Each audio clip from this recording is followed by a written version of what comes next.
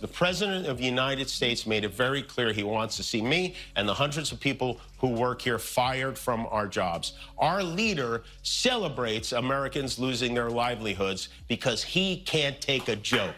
He was somehow able to squeeze Colbert out of CBS. Then he turned his sights on me, and now he's openly rooting for NBC to fire Jimmy Fallon and Seth Meyers and the hundreds of Americans who work for their shows who don't make... Said, I'm a never Trump guy, never liked him, terrible candidate, idiot if you voted for him, might be America's Hitler, might be a cynical a-hole, cultural heroine, noxious and reprehensible. Look, I was wrong about Donald Trump. I didn't think he was going to be a good president, Brett. He was a great president. I didn't know you meant that, Donald Trump. Imagine how foolish it is for a sitting president and his hand-picked boot shiner to think they are changing the course of American history when, in fact, they resemble a comedy combo that was turned down by Saturday morning cable. Trump and J.D. Vance previously written the jokes in real time, so Jimmy Kimmel doesn't need a script. Every gaffe, inconsistency, and attempt at gravity that devolves into self-parody is a setup that begs to be dismantled. And with precise timing, Kimmel drops the wrecking ball, leaving only debris and cheers in its wake. Tylenol. It's been overwhelming. I've heard from a lot of people over the last 6 days. I've heard from all the people in the world over the last 6 days. Everyone I have ever met has reached out 10 or 11 times. Weird characters from my past. The guy who fired me from my first radio job in Seattle, where we are not airing tonight, by the way. Sorry, Seattle. His name is Larry. In 1989, Larry tried to force me to do a bit called Jokes for Donuts, where people would call in with a joke and I would give them donuts. I refused to do it, and then I made a lot of fun of Larry for suggesting it, and eventually Larry fired me, and I had to move back in with my parents. But even he wrote in to cheer me up. Thank you, Larry, and I want to thank everyone who checked in. I would take all week to list all of them, but some that I do especially want to mention are my fellow late-night talk show hosts, my friend Stephen Colbert, who's found himself in this predicament, my friends Jon Stewart, Seth Meyers, Jimmy Fallon, John Oliver, Conan O'Brien, James Corden, Arsenio, Kathy, Wanda, Chelsea, even Jay reached out. Sometimes I wonder in what world is the vice president of the United States calling into a giant-toothed podcast host to badmouth me and the people who watch this show. There are these judges. Judge Boasberg comes to mind. Lots of judges who are trying to basically say the president can't exercise the powers of the presidency. You're an attorney. How do you assess the legal battles here? Yeah, I bet all those judges are huge fans of Jimmy Kimmel, by the way. But I think, Vince, that, one, we have an appeals process. Please click the bell symbol and subscribe to the channel if you're enjoying this video. Kimmel dives right into the carnival act. The self-described titan of success, Trump, marches as if the world will yield to his every wish, while Vance hovers at his elbow like the overly eager understudy, praying the star breaks a leg. There is a ridiculous contrast. While everyone can see the emperor's blazing orange light, one man has made it his vocation to explain why he actually wears clothing, and another man is always emphasizing his grandeur. The political equivalent of a new act that got lost en route to a talent show is what they collectively represent. Here. Our freedom to speak is what they admire most about this country. And that's something I'm embarrassed to say I took for granted until they pulled my friend Stephen off the air and tried to coerce the affiliates who run our show in the cities that you live in to take my show off the air. That's not legal. That's not American. That is un-American, and it is so dangerous. Kimmel's roast is brilliant because he portrays both characters as performers, which is what they really are. Trump makes every appearance as if he were trying out for a part that he believes was written about him, complete with theatrical fury and dramatic pauses. Vance portrays a devoted chorus member who applauds cue and practices lines that were never compelling in the first place. By pointing out that neither is leading, Kimmel dispels the illusion. They are simply doing poorly in front of an audience that is too tired to jeer. Stop that. It's just me. Jimmy, the chairman of the FCC gently suggesting that you gently shut the up. But you can't say that. That's a violation of free speech. Oh, yeah, about that. Speech, it ain't free no more. What? It's not free no more? Yeah, we're charging by the word now. You're charging by the word? How much are you charging? It depends on what you want to say. Like, you want to say something nice about the president's beautiful, thick yellow hair, or how he can do his makeup better than any broad. That's free. Kimmel joyfully reminds the audience that Trump's renowned business empire is based on a mountain of lawsuits and bankruptcies that ought to be turned into a national park when he boasts about it. The alleged mogul who failed to maintain casinos continues to claim he is the Lord of Riches, standing next to a senator who once used his rags to prove his authenticity for Rich's memoir, only to sell that authenticity for a place at Trump's dinner table. Irony speaks for itself. The novelist who lied about his own story and the businessman who failed upward are now trapped in a political buddy act that breaks under its own way. To being a direct violation of the First Amendment is not a particularly intelligent threat to make in public. Ted Cruz said he sounded like a mafioso. Although, I don't know, if you want to hear a mob boss make a threat like that, you have to hide a microphone in a deli and park outside in a van with a tape recorder all night long. This genius said it on a podcast. Brendan Carr is the most embarrassing car Republicans have embraced since this. The paradoxes are what Kimmel feeds on. While living like an elite and feasting on gold-plated steaks and homes that rent out his name like a coupon, Trump rails against them. At one point, Vance promoted himself as the voice of the forgotten, but when power drew near, he forgot his own lines. When combined, they provide the least credible portrayal of populism in the world, a performance that would barely make it through an open mic night at a comedy club in the suburbs. They're humorous, but that doesn't make the crowd laugh. Because unbelief is the alternative, the audience laughs. How long you worked here? A year? Okay.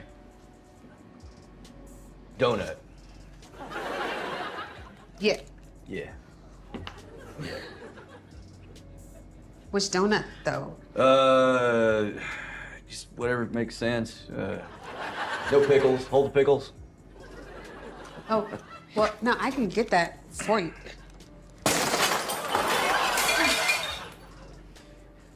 The accuracy of the roast is what makes it so painful. Kimmel is not required to embellish when the facts aren't accurate. A president who claims to be a strong man, but often gripes about mistreatment. A senator who previously cautioned against Trump now enthusiastically repeats his remarks like a ventriloquist dummy. They are so confident in their contradictions that Kimmel doesn't even need to construct jokes. He merely draws attention to the hypocrites who are already balancing chainsaws of hypocrisy. Think about the loyalty theater. Vance essentially positions himself as Trump's protege, characterizing commitment as reciting talking points while grinning broadly enough to burst. It's similar to witnessing someone exchange a working compass for a cruise ship ticket. Trump is happy to while everyone else recognizes the arrangement for what it is, a hostage video with better suits.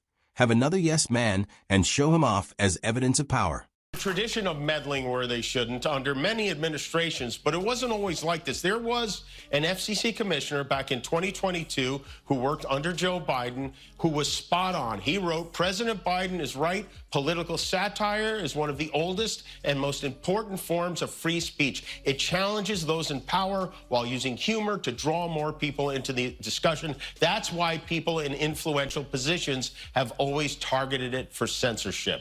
You know who wrote that?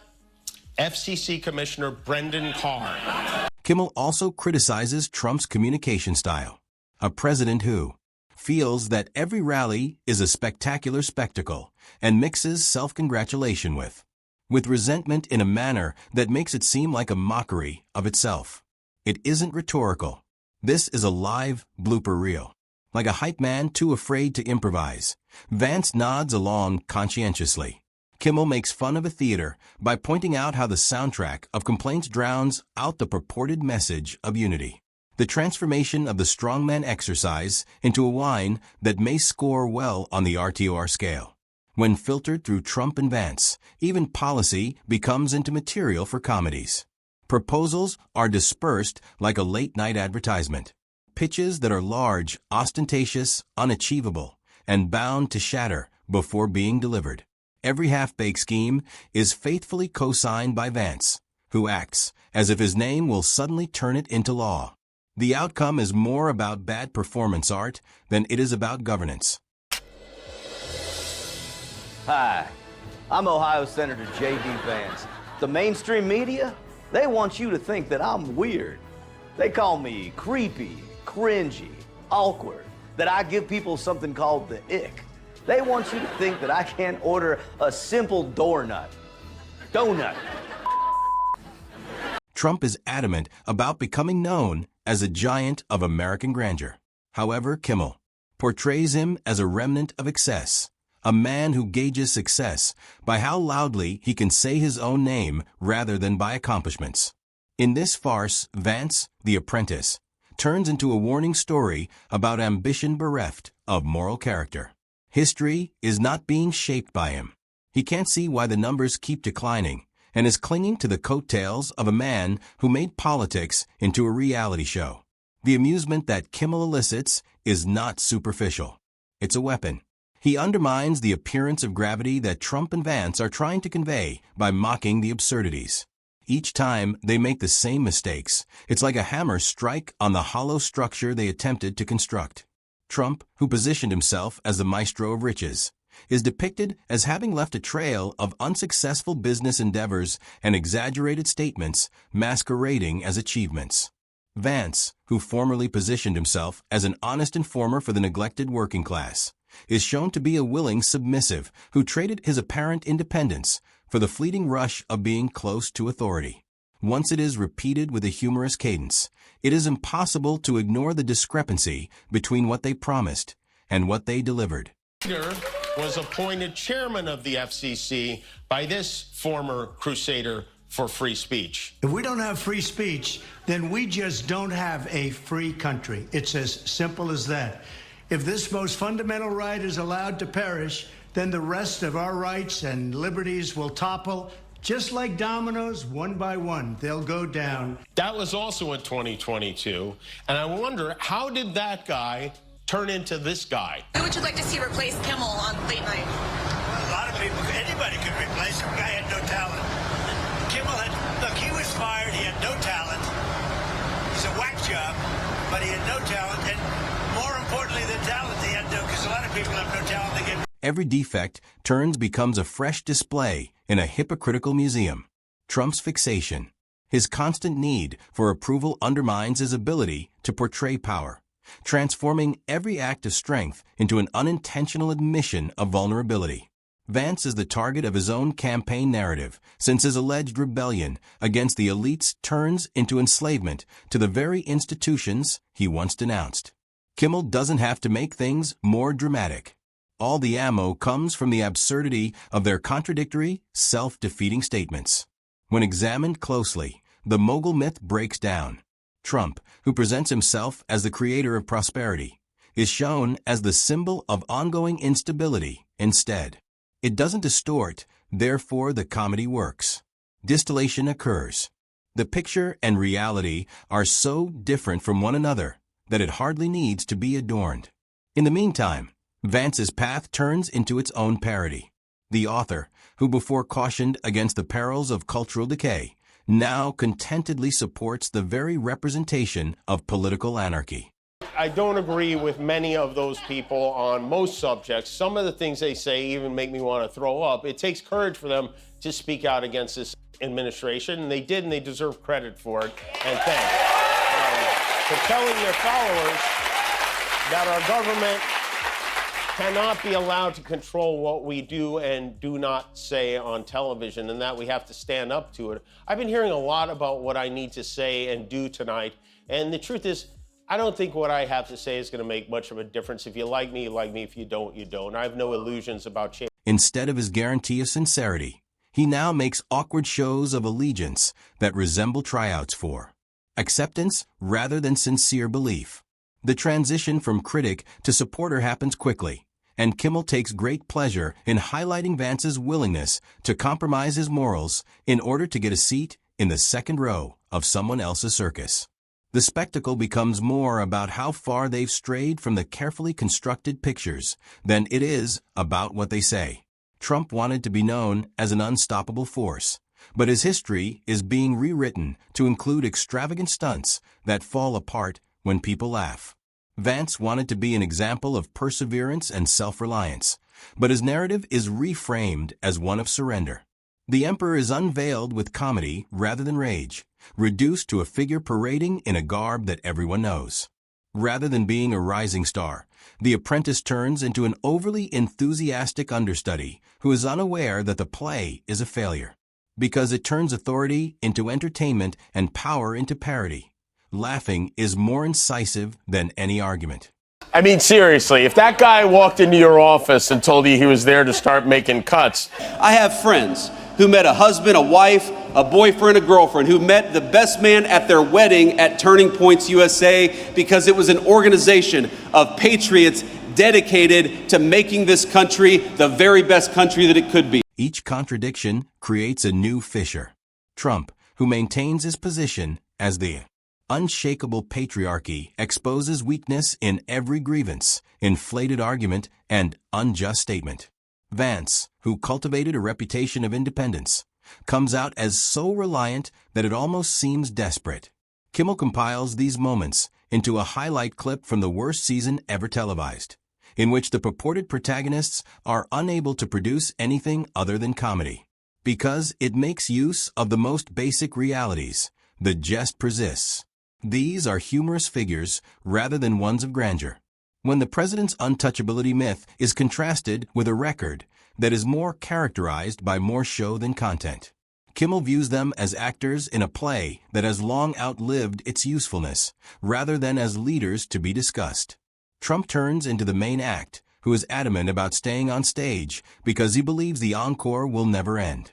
Vance assumes the part of the backing dancer, who interprets synced clapping as meaningful. The performance itself becomes the punchline because the ridiculousness is so clear. To talk to the chairman of the FCC. You don't need to know my name, and I am the new chairman of the FCC. You were appointed FCC chairman by Donald Trump? Sir Trump, yes. I used to do some work for the man here and there in Atlantic City. But did I just hear you on the phone threatening Whoopi Goldberg? No, I would never threaten Miss Goldstein. I was just teaching her a lesson about consequences. No, well, pardon me for saying so. Maybe you're the wrong guy to talk to, but it seems like the FCC is using mob tactics to suppress free speech. What the did you just... And the actual harm is located here. It's not about taking things apart. Policies with policies or counter speeches in response to speeches. The goal is to reveal the truth by removing the illusion. Despite their insistence on being taken seriously, two guys turn into caricatures when exposed to satire. The crowd laughs because the content is authentic and so inflated that Kimmel only needs to put it in context, not because it is made up. Instead, Trump's desire to be remembered as a titan solidifies his status as a mocking figure, a historical cautionary tale that will endure via laughter. The ultimate humiliation occurs when one loses debates, not when one loses legitimacy. Vance and Trump are not removed. They have taken off their masks. When comedy highlights the obvious, their assertions of authority, their hold on myth, and their insistence on power all falter.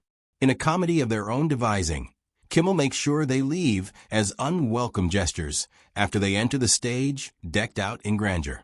The show they themselves produced engulfs the idea of control, the laughter intensifies, and the myths diminish.